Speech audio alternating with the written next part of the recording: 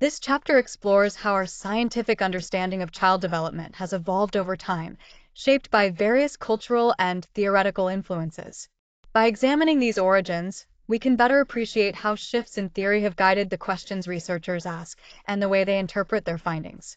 I'm excited to take you on this journey through the rich history and framework of social developmental science. In this presentation, we'll explore various perspectives on child development. We'll start by looking at historical views and early ideas about how children grow and change. Then, we'll dive into the scientific study of development, including conditioning and behavioral theories. We'll also cover Freud's psychoanalytic thinking and the rise of different developmental theories. Moving forward, we'll compare behavioral and cognitive social learning theories and discuss cognitive developmental approaches. Sociocultural theory will be examined, along with ethological and evolutionary perspectives. Finally, we'll touch on dynamic systems and the future of social development research. This overview will give us a comprehensive understanding of how child development has been studied and conceptualized over time.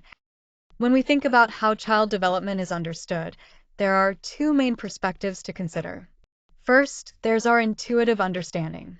This comes from personal experiences, cultural and religious beliefs, media portrayals, and our direct interactions with children. It's how most people naturally make sense of development in everyday life. On the other hand, we have formal theories.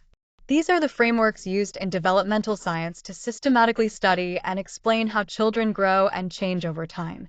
These theories help us move beyond personal assumptions and give us a structured way to explore the complex processes involved in development.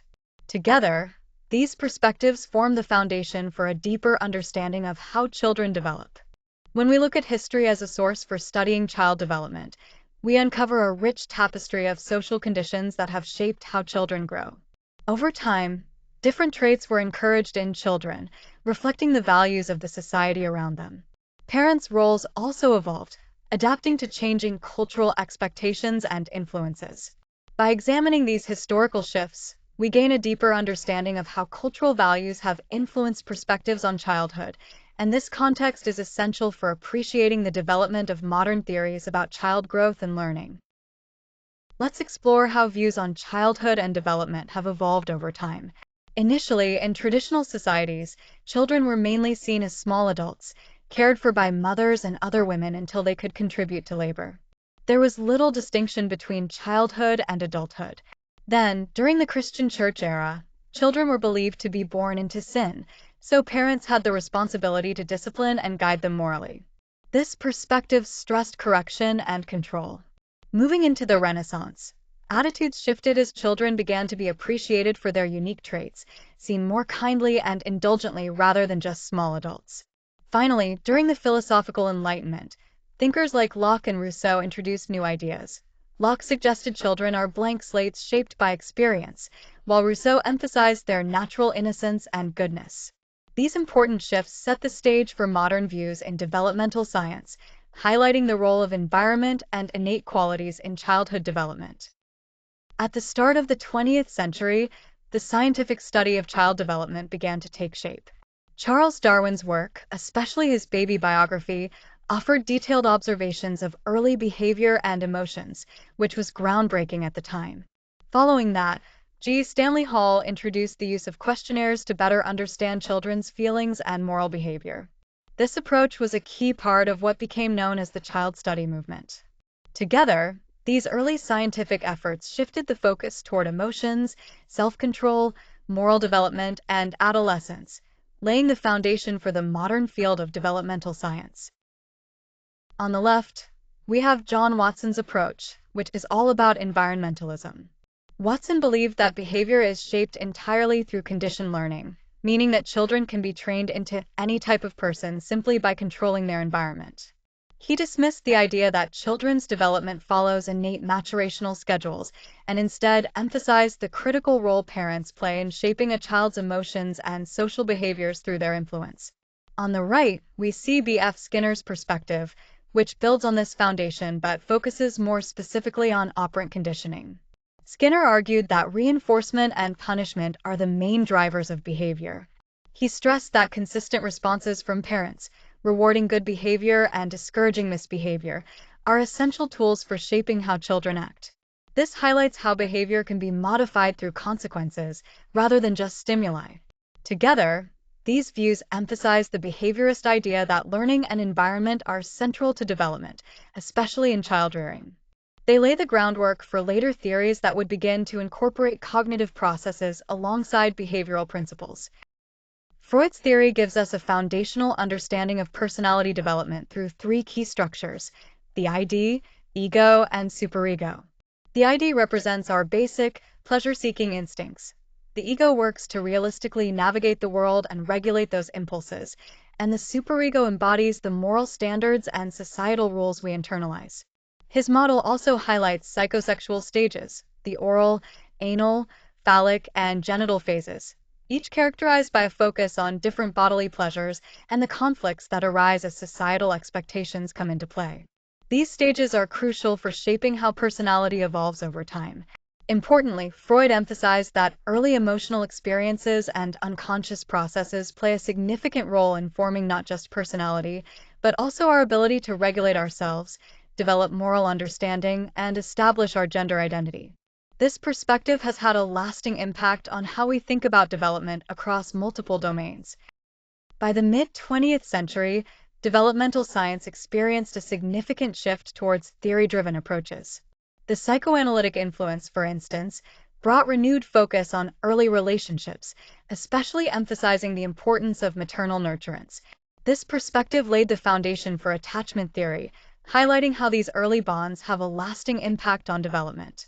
At the same time, the cognitive revolution introduced a fresh way of thinking about children, not just as passive recipients of experience, but as active constructors of their own understanding. This shift changed how researchers approach social development, encouraging a deeper exploration of how children interpret and engage with the world around them. Together, these theoretical advances truly propelled the field forward, expanding both our conceptual frameworks and empirical research methods in developmental science. Here we have a comparison between behavioral theory and cognitive social learning theory, two important perspectives on how learning and development occur. Behavioral theory, primarily developed by Watson and Skinner, focuses strictly on observable behavior. It rejects the idea of unconscious motives and instead looks at testable laws of learning, like classical and operant conditioning, where behavior is shaped by rewards and punishments. On the other hand, cognitive social learning theory, pioneered by Bandura, goes beyond just observable behavior. It includes concepts like observational learning, meaning we learn by watching others, and cognitive mediation, which involves internal thought processes. It also introduces self-efficacy, our belief in our own abilities, and reciprocal determinism, highlighting the dynamic interaction between a child's behavior and their environment. This shift from simple behaviorist ideas to a more complex understanding recognizes that learning is influenced not just by external stimuli, but also by internal cognition and social context. The Oregon Social Learning Center's research is a practical example, showing how these concepts help address family and behavioral issues by focusing on parental influence and cognition. In summary, these two theories represent an important evolution in our understanding of social development, from observable actions to the intricate interplay of behavior, cognition, and environment. Let's start with the core idea of constructivism. According to Piaget, children are not passive recipients of information. Instead, they actively build their understanding by interacting with the world around them. This active construction of knowledge is fundamental to how they learn. Next, we have assimilation and accommodation. Assimilation happens when children incorporate new experiences into their existing mental frameworks. But when an experience doesn't fit, they adjust those frameworks through accommodation.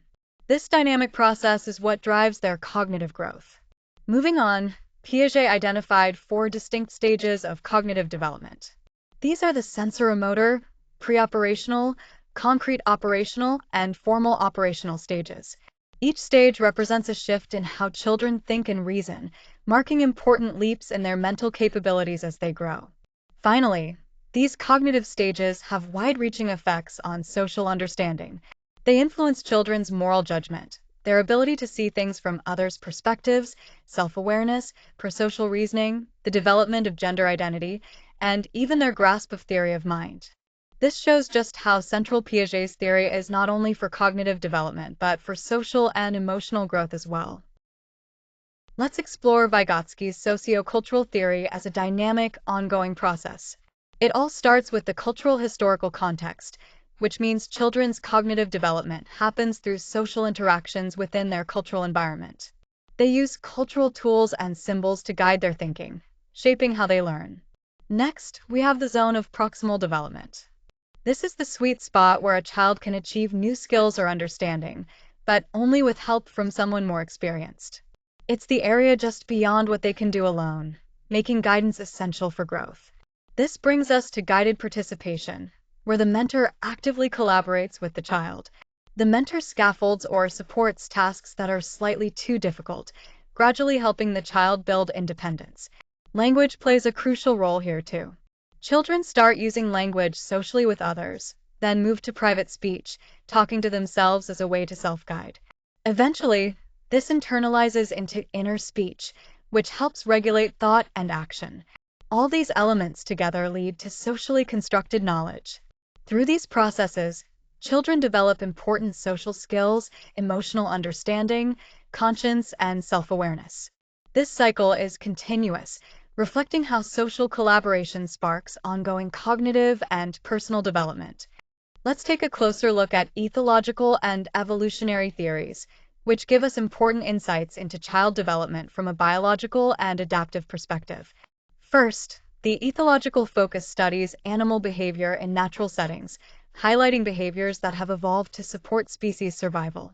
A great example is Lorenz's work on imprinting in goslings, where newborn birds form immediate attachments to the first moving object they see.